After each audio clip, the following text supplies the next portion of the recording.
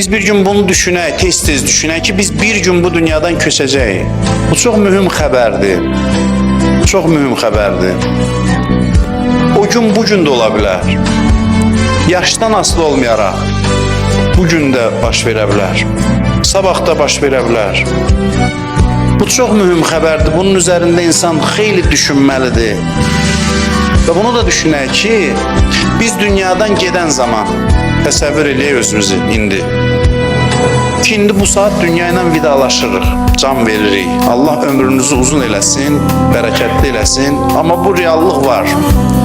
Bunu gərək incələyək, təhlil edək, düşünək bu haqda.